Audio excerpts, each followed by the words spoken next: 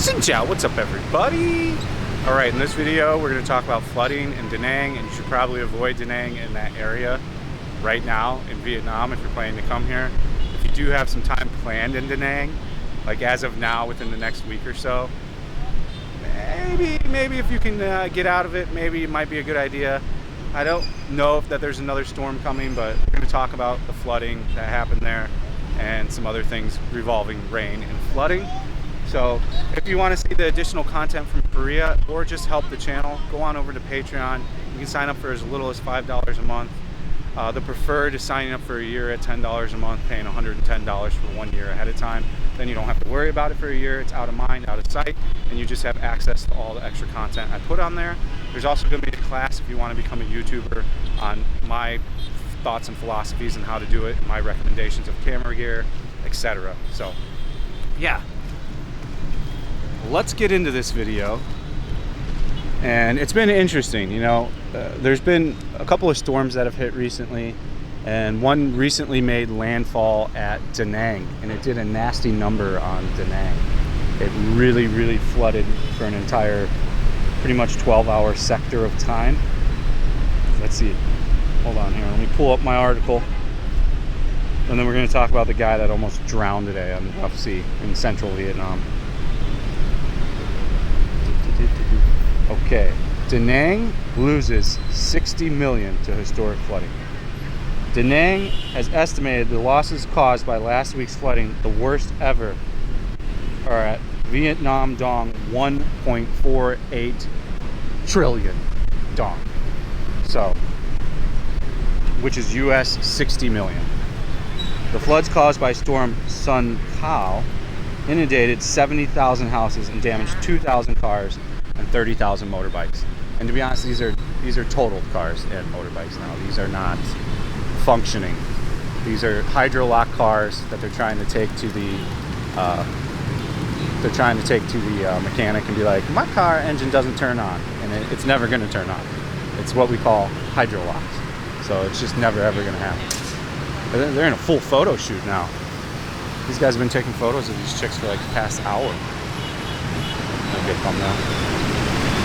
Alright, let's walk along the wharf. I chose today as the wharf for the recording area because we've been doing Windway so much. So the sixth storm to hit Vietnam this year dumped up to 795 millimeters of rain overnight on October 14th. The downpour was practically heavy for the first 6 hours starting at 7 p.m. with the rainfall estimated at 500 millimeters.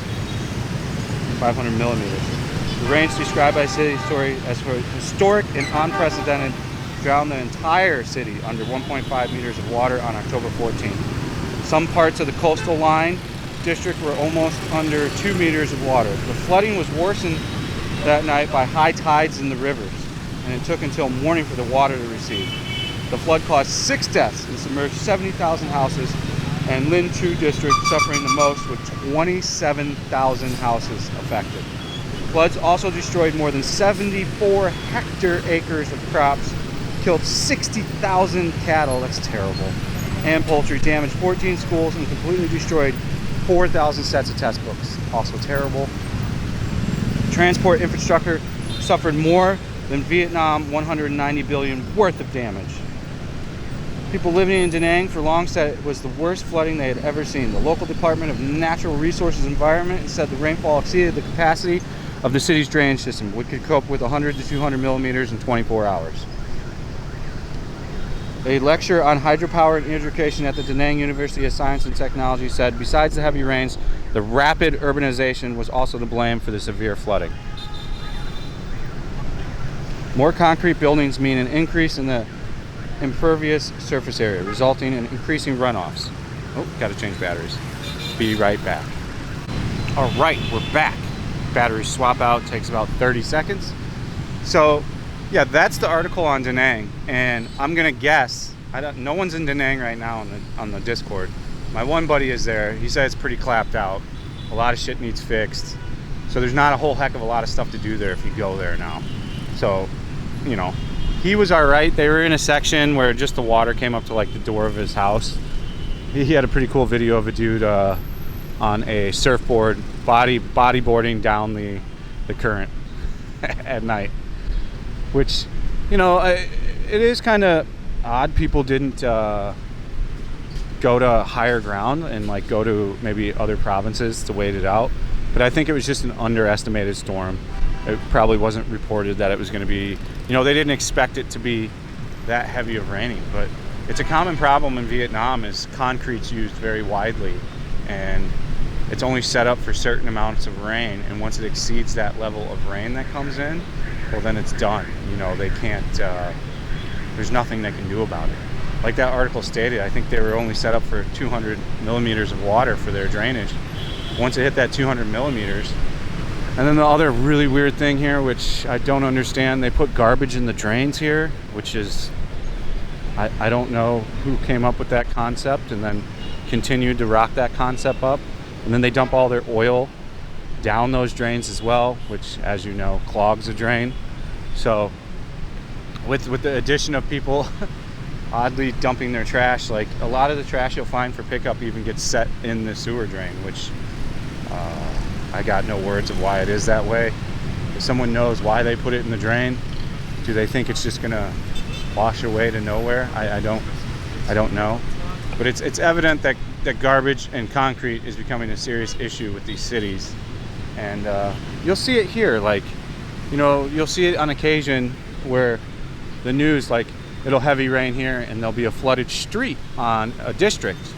And it's not because it can't handle it, it's because the drains are so clogged with garbage. And then you'll see a guy that's like on that block that will go and take the drains off and take a stick and like on-jam it, and you'll see the street just completely drain of all the water on it. So if there was more people running around being a good Samaritan like that, it probably wouldn't be as bad here. But usually somebody does go and do that now. So I would say you probably want to avoid Danang for the next 30 days until they get everything cleaned up and you're sure there's not going to be rain all the time. Now in Vung there's a lot of rain every day as well. I've got friends in all these cities, so Vung is not a place you want to go right now either. It's been raining every single day, all day.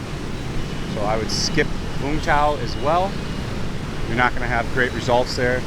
Pretty much just look up the weather. If you're coming in the next few weeks, start checking your weather at the locations, because Danang is terrible when it's raining all the time. Vung is terrible when it's raining all the time. Nha Trang is not fun. These places are not fun when it's raining every day. These are outdoor cities where you want to be by the beach. You want to be drinking a beer by the beach. You want to be out walking around. And you cannot do that if it's raining. Like, this isn't like rain where, oh, I'll go get an umbrella. Umbrellas almost become useless here after a certain point because the winds are too high, so the umbrella just folds in on itself and folds up. So it's like pretty much pointless to even have the umbrella past a certain point of wind gust and rain.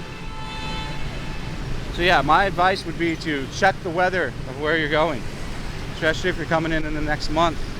Start checking the weather now and make adjustments to your trip if need be. You don't want to get stuck in rain for a week.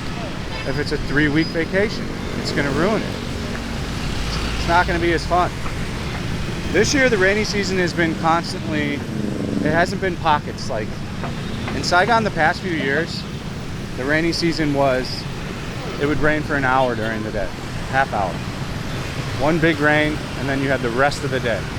Now if it does rain, it's like rain that is all day long. It's not rain that is just for an hour. It's at least 3 or 4 or 5 or 6 hours. Well, he's gonna stop. I made him stop. He didn't want to. I'm gonna go in front of this Audi too.